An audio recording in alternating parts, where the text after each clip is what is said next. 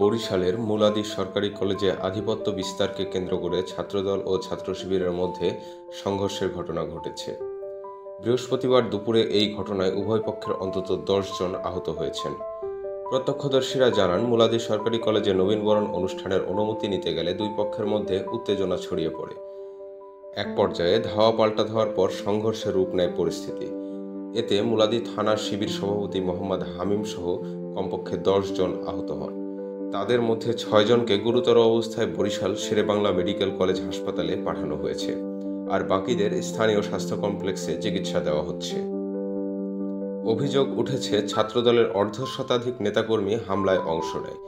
অন্যদিকে ছাত্রদল অভিযোগ করেছে, শিবিরের কর্মীরাই প্রথমে উত্তেজনা সৃষ্টি করে। ঘটনার পর মুলাদি সরকারি কলেজ এলাকায় ব্যাপক উত্তেজনা বিরাজ করছে। পরিস্থিতি নিয়ন্ত্রণে আনতে পুলিশ মোতায়েন করা হয়েছে। এ ঘটনায় এখনও আনুষ্ঠানিকভাবে কোনো মামলা হয়নি, তবে প্রশাসন জানিয়েছে আইনশৃঙ্খলা রক্ষায় প্রয়োজনীয় ব্যবস্থা নেওয়া হবে।